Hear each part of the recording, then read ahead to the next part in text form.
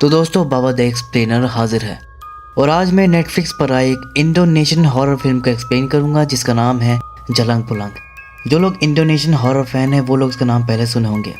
कुछ टाइम पहले इसकी क्लिप्स वगैरह भी वायरल हुई थी इंस्टा और शॉर्ट्स पर। मुझे भी इसके बारे में वहीं से पता लगा था। तो चलिए बिना किसी देरी के जल्दी से वीडियो स्टार्ट करते हैं।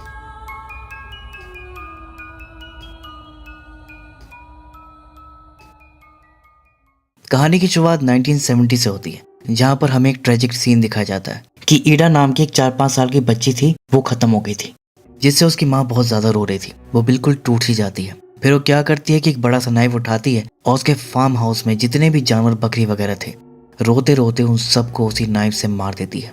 फिर उसके बाद वो एक बड़े से घर के सामने जाती है। उस घर में 3 जनों की फैमिली रहती थी। एक कपल था और उनकी एक बेटी थी। आज ही वो उसका चौथा जन्मदिन मना रहे थे। तीनों ही काफी खुश लग रहे थे। बाहर खड़ी वो औरत रोते हुए उन्हें देखती है और फिर वो क्या करती है कि घर के सामने जो बड़ा सा पेड़ था ना उसी पर फांसी लगाकर खत्म हो जाती है। देन कहानी अब यहाँ से 30 साल आगे जंप लेती है ईयर 2000 में और यहाँ पर हम अरुण नाम की लड़की को देखते हैं। तो अरुण अपने स्कूल में थी और वो बहुत खुश थी। अगले ही हफ्ते उसका बर्थडे था और वो खुश होकर सबको इन्वाइट कर रही थी कि सुनो अगले हफ्ते मेरा बर्थडे है, पार्टी में जरूर आना। अगल बगल वाले बच्चों को ये बोल देती है और फिर वो अपने आगे वाली लड़की को बुलाने लगती है कि सुनो। लेकिन जब वो पलटती है ना तो उसकी शक्ल में उसे भूत दिखाई देता है जिससे अरुण बहुत डर जाती है। लेकिन वो लड़की कोई भूत नहीं थी, वो तो एक नॉर्मल सी लड़की थी। वो और बाकी सब सोचते हैं कि इसे क्या हो गया, ये किसे डर रही है। लेकिन अरुण तो डर के मारे उसकी तरफ देख भी नहीं रही थी। फिर वो हिम्मत करके सर उठाकर देखती है तो फिर से वही भूत दिखती है जो खतरनाक तरह से उसकी तरफ देखकर हंस रही थी। अब तो अरुण बहुत पैनिक कर जाती है और कंपास उठाकर भूत पर अटैक कर देती है। लेकिन वो लड़की के बैक में लगता है। अरुण देखती है ये क्या हो गया, भूत कहाँ गई। तो वो उसके बगल में खड़ी थी। अरुण फिर से उसके ऊपर कंपास चला देती है जो एक दूसरी लड़की के कंधे पर लगता है। तो यहाँ पर क्या हो रहा था कि अरुण को बच्चों में बारी बारी से भूत दिख रहा था और बारी बारी उस सब पर कंपास चला दे रही थी और इस तरह वो काफी बच्चों को घायल कर देती है। अब इस घटना के बाद अरुण को सीधा रस्टिकेट कर दिया जाता है। उसकी माँ लास्तिनी को स्कूल बुलाया जाता है। प्रिंसिपल उसे सब बताते हुए वो खून से सना कंपास भी दिखाती है और कहती है कि खैर मनाइए कि हम पुलिस केस नहीं कर रहे, बस आपकी बेटी को निकाल रहे हैं। अब लास्तिनी कुछ नहीं बोलती और चुपचाप अरुण को लेकर वहां से जाने लगती है और पीछे से सब बच्चे बोलते हैं कि पागल लड़की है ये तो, अच्छा हुआ इसको निकाल दिया। खैर लास्तिनी अरुण को लेकर अपनी बड़ी बेटी लिया के पास जाती है और यहाँ पर मैं बता दूं कि लिया जो है वो उसकी बायोलॉजिकल डॉटर नहीं है बल्कि वो अडॉप्टेड है। तो लास्तिनी लिया को सब बता देती है। इस पर लिया कहती कि अरे अरुण की प्रॉब्लम तो काफी सीरियस हो गई है, मेरे ख्याल से तो उसे किसी मेंटल हॉस्पिटल में एडमिट करना ही सही रहेगा। लेकिन ये सुनकर लास्तिनी भड़क जाती है और गुस्से में कह देती है कि तुम उसकी सगी बहन नहीं हो ना, इसलिए ऐसा कह रही हो, और नाराज होकर जाने लगती है। लिया कहती कि सॉरी माँ, मेरा वो मतलब नहीं था। लेकिन फिर लास्टिनी नहीं रुकती, वो अरुण को लेकर चली जाती है। फिर रास्ते में अरुण पूछती है कि मॉम दीदी क्या कह रही थी। लास्टिनी कहती कि बेटा कुछ नहीं, तुम्हें बस थेरेपी की जरूरत है, उसके बाद तुम ठीक हो जाओगी। लेकिन अरुण कहती कि क्या पता दीदी सही हो, मैं सच में पागल हो रही हूँ। लास्टिनी कहती कि नहीं बेटा ऐसे कुछ नहीं है, गलत बात मत सोचो और बिल्कुल भी मत घबराओ, तुम्हें जो भी हुआ है उसका इलाज मैं करवाऊंगी, तुम ठीक हो जाओगी, बस अपनी माँ पर भरोसा रखो। अब जाकर अरुण को तसल्ली होती है कि ठीक है मॉम, और खुद से मनाने लगती है कि मैं ठीक हो जाऊंगी, मैं ठीक हो जाऊंगी। कि तभी भूत भी शीशे में आकर बोल देता है कि हाँ तुम ठीक हो जाओगी। काइंड ऑफ वो उसको मॉक करता है और फिर गायब हो जाता है। फिर अरुण अपने घर आती है जहाँ उसका छोटा भाई राम उसका वेट कर रहा था। उसे देखकर वो खुश होता है कि अब मैं दीदी के साथ खेलूंगा।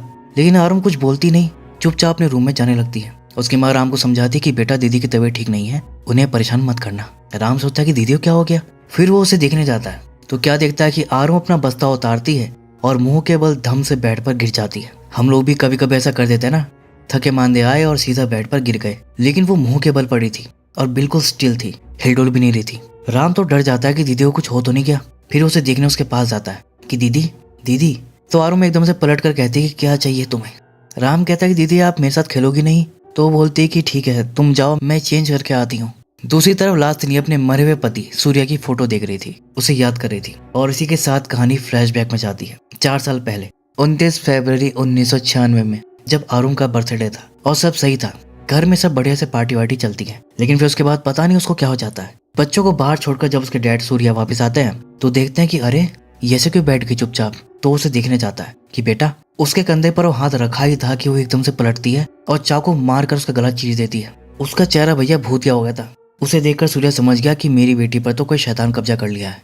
वो फिर उस पर अटैक करने आती है, लेकिन अब सूर्या उसे रोक देता है और चाकू छीनकर पीछे ढकेल देता है। तभी लास्टिनी वहां पर आती है तो देखती है कि सूर्या घायल पड़ा था और रही बात आरुम की, तो वो तो नॉर्मल हो चुकी थी, लेकिन सूर्य मरते मरते बताता है कि हमारी बेटी श्रापित है, तुम्हें इस श्राप को हटाना होगा, उसे ठीक करना होगा, सब कुछ मेरे डायरी में लिखा हुआ है। ये कहकर वो अपने प्राण त्याग दिया। इस घटना को 4 साल हो गए हैं, लेकिन लास्टिनी ने अभी तक डायरी निकालकर पढ़ी तक नहीं, क्योंकि सूर्या का कहना था कि हमारी बेटी पर कोई कर्ज लगा है जो हर 4 साल बाद उसके बर्थडे के टाइम एक्टिव होता है। अब आरुम का बर्थडे 29 फरवरी को पड़ता है, जो कि 4 साल के बाद ही आता था लीप ईयर पर, और तभी आरुम अजीब बिहेव करने लगती थी। लेकिन लास्टिनी भूत प्रेत शापित इन सब में यकीन करती नहीं थी। उसे तो लगा कि आरुम को कोई साइकोलॉजिकल प्रॉब्लम हुई होगी, जिसमें पैनिक होकर वो गलती से सूर्या पर अटैक कर दी। लेकिन उस घटना के बाद फिर वो ऐसा कुछ अजीब नहीं की। पिछले 4 साल से वो बिल्कुल ठीक थी, इसलिए लास्टिनी भी डायरी खोलकर नहीं देखी। लेकिन इस साल जब फिर से उसका बर्थडे करीब आने को है, तो फिर वो अजीब बिहेव कर रही है। तब लास्टिनी को भी लगा कि कुछ गड़बड़ है,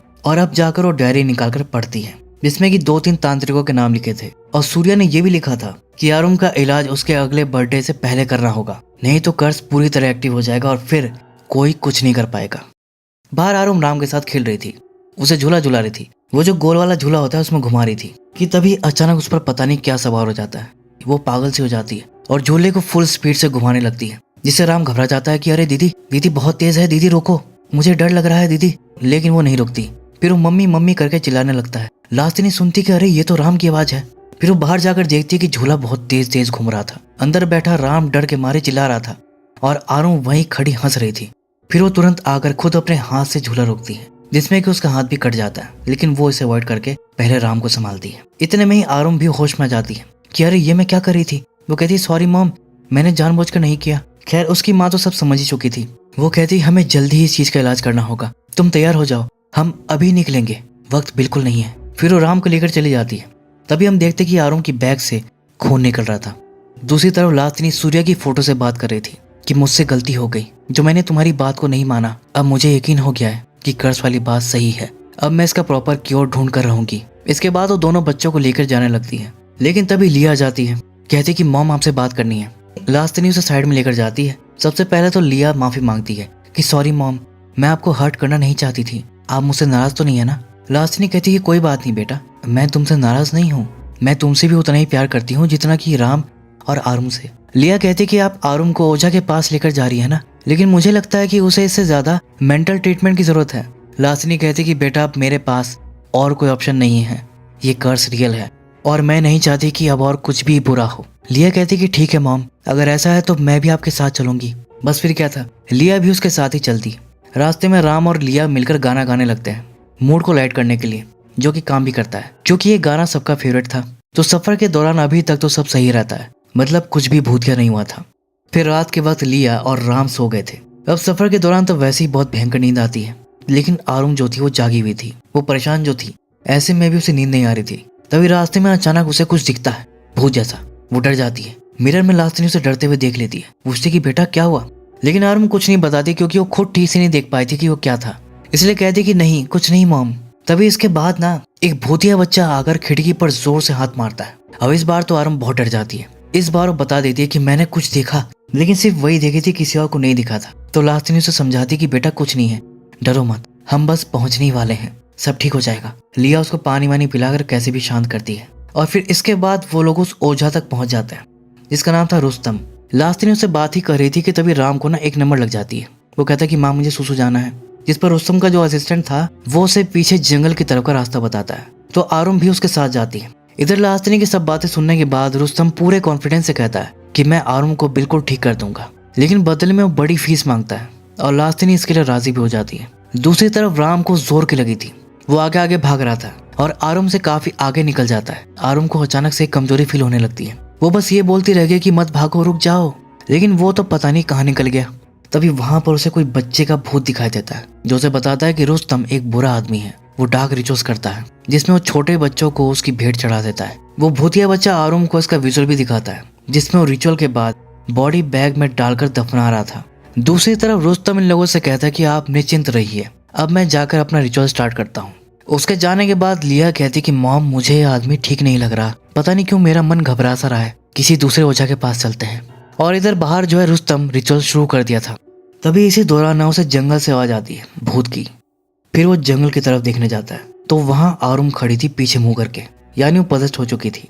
फिर वो पलटती है भयानक सा चेहरा लेकर और रुस्तम को गर्दन से पकड़कर उठा लेती है। तभी बाकी सब भी आकर ये देख लेते हैं और वो सब पहली बार आरुम का एक भूतिया रूप देखे थे, जिससे वो बहुत डर जाते हैं। वो भूत उसे अपने हाथ से उठा रखी थी और कहती है कि अरे ये तो मुझसे भी बड़ा शैतान है, अब तो ये गया। लास्टिनी कहती है बेटा छोड़ दो उसे, लेकिन वो उसकी बेटी थोड़ी ना थी, वो तो कोई इवल स्पिरिट थी। उनके सामने ही वो उसे पेट पर दे मारती है, जिसकी नुकीली टहनी उसके आर पार हो जाती है और वो ऑन द स्पॉट वहीं खत्म हो जाता है। इसके बाद आरुम तुरंत बेहोश हो जाती है। फिर लास्टिनी आरुम को उठाकर कार में डालती है और उसे लेकर दूसरे ओझा के पास जाने लगती है। इस बार उन्हें लंबा ट्रेवल करना पड़ता है, जिसमें पूरा एक दिन निकल जाता है और आज 25 तारीख हो गई थी, मतलब इनके पास अब 4 दिन बचे थे। तो इस बार लास्टिनी आरुम को रूहाना नाम की ओझा के पास लाई थी, जो अपने नाम की तरह ही रूहानी ताकतों से डील करती थी। फिर रूहाना उस पर कुछ रिचुअल वगैरह करती है।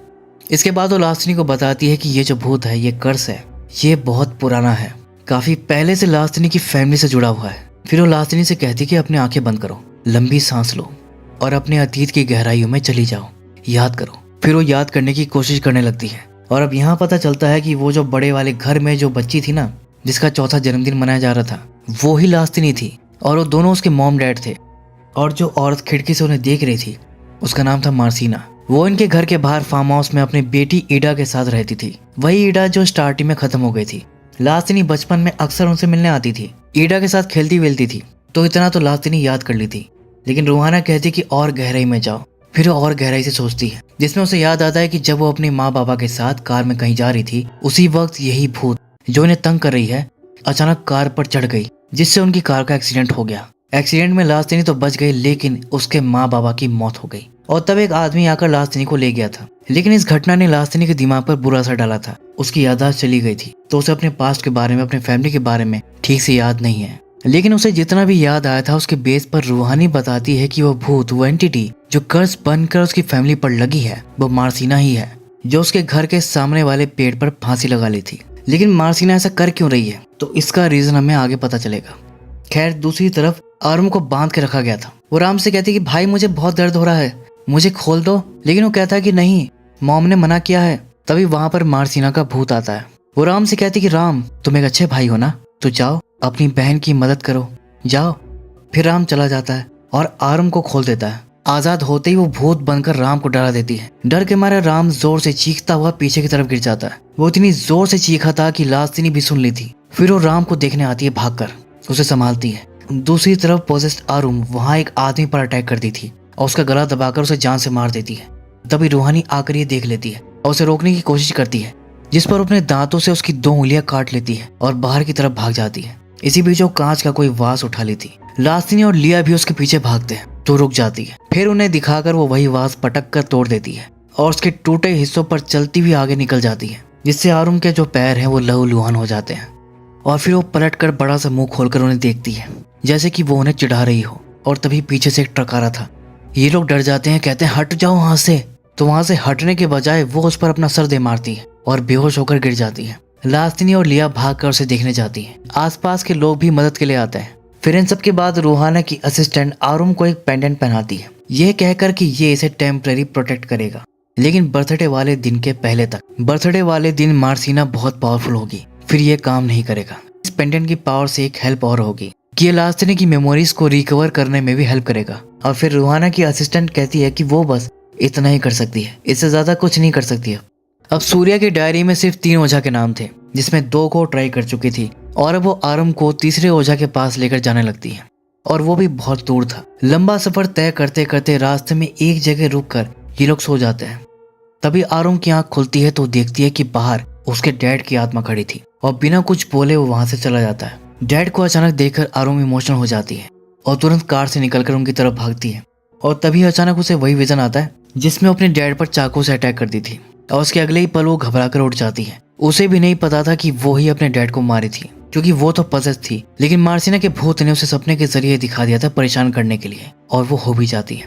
कहती कि डैड को मैंने मारा था, मैं हूँ उनकी कातिल। तब लास्टिनी जैसे तैसे उसे संभालती है कि बेटा शांत हो जाओ। फिर इसके बाद वो उसे तीसरे ओझा दरजत के पास लेकर जाती है, और आज 26 तारीख हो गई थी। ये लोग जब दरजत के आश्रम पहुंचते हैं और लास्टिनी उनके लोगों से दरजत के बारे में पूछती है, तो वो लोग कहते हैं कि आप लास्टिनी हो ना। लास्टिनी चौंक जाती है कि आपको कैसे पता, अभी तो मैंने अपना नाम बताया भी नहीं। तो वो लोग कहते हैं कि गुरुजी काफी टाइम से आप ही का इंतजार कर रहे हैं, उन्हें पता था कि आप आएंगी। तो दरजत भी यही कहता है कि मैं तो तुम्हारा सालों से इंतजार कर रहा हूँ और तुम अब आई हो। जिस पर लास्टिनी कहती कि सॉरी, पहले मैं इन सब चीजों में नहीं मानती थी।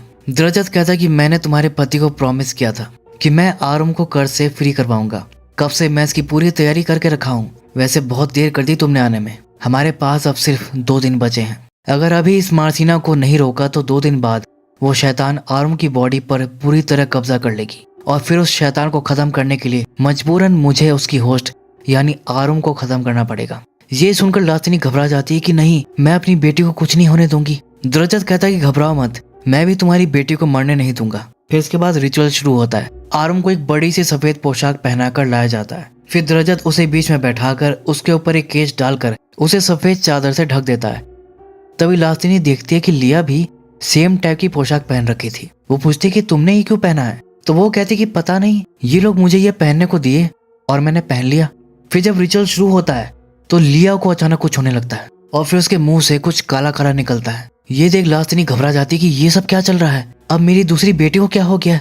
जिस पर दरजत यहाँ पर रिवील करता है कि वो आरम के अंदर के भूत को निकाल कर लिया की बॉडी में डाल रहा है। यही तरीका है आरम को बचाने का और यही डील हुई थी मेरे और तुम्हारे पति के बीच। वो इस लड़की को यानी कि लिया को अडॉप्ट ही इसलिए किया था, लेकिन तुमने आने में इतनी देर कर दी कि वो इतनी बड़ी हो गई।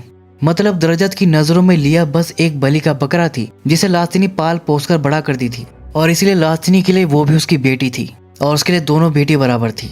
वो साफ मना कर दी कि मैं अपनी एक बेटी को बचाने के लिए दूसरी बेटी को मरने नहीं दूंगी। अब वो रिचुअल को इंटरप्ट कर दी थी जिससे गड़बड़ हो गई। दरजत टोकरी हटाकर देखता है तो वो खाली थी। भूत आरम के साथ गायब हो गई थी और फिर वो एक एक करके उसके सभी लोगों को मार देती है। लिटरली मौत का तांडव मचा देती है और एंड में वो दरजत को भी मार देती है।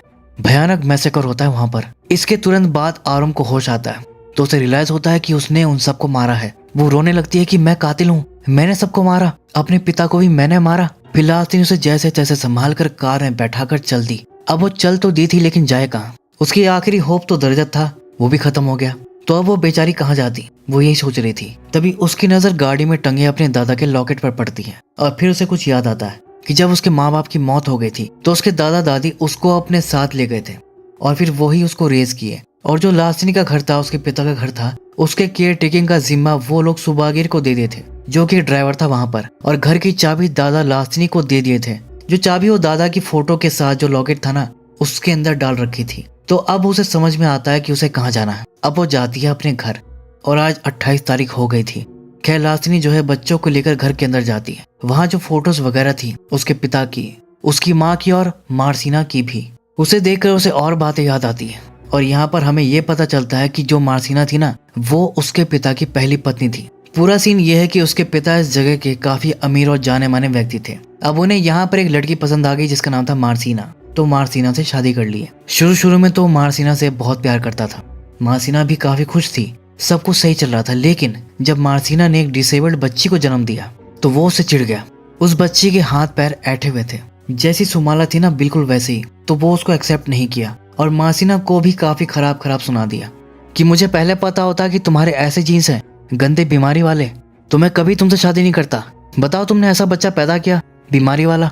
इसके बाद फिर वो तुरंत दूसरी शादी कर लिया और उसकी जो नई पत्नी थी उसने जो बच्चा जन्म दिया तो बिल्कुल हेल्दी बच्ची थी और यही बच्ची थी लास्टिनी। फिर वो अपनी जो नई पत्नी है और अपनी बेटी लास्टिनी पर भर भर के प्यार लौटाया। और जो उसकी पहली पत्नी थी, उसकी जो बेटी थी बेचारी डिसेबल्ड, उसको बिल्कुल अबेंडन कर दिया। वो बेचारी अपनी बच्ची के साथ बाहर फार्म हाउस में रहती थी बकरी वकरी के साथ। फिर जो लास्टिनी थी ना, जब वो थोड़ी सी बड़ी हुई तो उसका भी मन करता था कि अपनी दूसरी माँ से मिलने का, अपनी बहन से मिलने का, उसके साथ खेलने का। लेकिन जब भी उनके पास जाती थी या मार्सिना उसको प्यार करने उसके पास आती थी तो उसके पिता उसको रोक देता था। मार्सिना के मुंह पर ही उसे यह कहकर बेइज्जत करता था कि अरे बेटा उनके पास मत जाओ, वो लोग गंदे लोग हैं, बीमारी वाले, तुम्हें भी बीमारी लग जाएगी। इस तरह मार्सिना की लाइफ बिल्कुल जहन्नुम जैसी बना दिया। मार्सिना बेचारी कुछ नहीं कर पाई, चुपचाप सब सहती चली गई। वो अकेली अपनी बीमार बेटी को संभालती थी। उसके पति ने उसका इलाज करवाने में किसी भी चीज में उसकी बिल्कुल भी हेल्प नहीं की और बीमारी से बेचारी ईडा जो है वो मर गई। फिल्म की ओपनिंग सीन में हमने यही देखा था जब ईडा मर गई थी और दुखी होकर मार्सिना फांसी लगा ली थी। अब लास्टिनी को इस कहानी के साथ एक और बात याद आती है कि जो सुबागिर था ना, वो ड्राइवर जिसे लास्टिनी सुबागिर चाचा कहकर बुलाती थी, उसमें कुछ तो झोल था। क्योंकि वो अक्सर नोटिस करती थी कि जब भी ये ईडा के पास खेलने जाती थी तो सुबागिर अक्सर वहां मार्सिना से मिलने आया करता था। मतलब इनका कुछ तो था, ऐसा उसे लगता था। अब उसको ये बात याद आ गई थी। लास्तिनी ने अब ये सोच लिया था कि अब मैं सुबागिर चाचा से जाकर बात करूंगी, माजरा क्या है। लेकिन जाने से पहले वो आरुम को बेड से बांध देती है ताकि वो किसी और को नुकसान ना पहुंचा दे। मार्सिना की आत्मा की जो पावर थी वो बढ़ती जा रही थी, इसलिए वो उसे बेड से बांध देती है और रूम का दरवाजा बंद कर देती है और अपने बच्चों को समझाती है कुछ भी हो जाए दरवाजा मत खोलना, कुछ भी हो जाए चाहे, मैं जल्दी लौट कर आऊंगी और सब सही कर दूंगी, बस तुम लोग हिम्मत रखना। ये उनको समझाकर वो चली गई। फिर आसपास के लोगों से सुबागिर का एड्रेस पता की और फिर सुबागिर चाचा के घर गई जो कि अब बुढ़ा गए थे। लास्तिनी तो उसे सीधा कहती कि मेरे माँ बाप की मौत के पीछे आप थे ना, मैंने आपको उस दिन वहां पर देखा था जब एक्सीडेंट हुआ था, मुझे सब याद आ गया है। तो वो आदमी था ना जो एक्सीडेंट के बाद वहां पर मौजूद था और लास्तिनी को वहां से ले गया था, वो सुबागिर ही था जिसकी शक्ल अब लास्तिनी को याद आ गई थी। पहले उसकी मेमोरी गड़बड़ थी ना तो उसे ठीक से क्लियर नहीं था, लेकिन अब हो गया था। और बताती है कि मुझे ये भी याद आ गया है कि आप मार्सिना के पास अक्सर जाते थे मिलने के लिए, क्यों, आपका और उनका क्या संबंध था। तब सुबागिर बताता है कि वो मार्सिना से प्यार करता था बहुत पहले से, जब मार्सिना की शादी भी नहीं हुई थी। लेकिन उसका जो बॉस था ना, मतलब लास्तिनी का पिता, उसको भी मार्सिना पसंद आ गई। अब वो ठहरा बहुत पैसे वाला, तो सुबागिर के ऊपर मार्सिना लास्तिनी के डैड को चुनी। इसका बॉस मार्सिना से शादी कर लिया और ये देखता रह गया।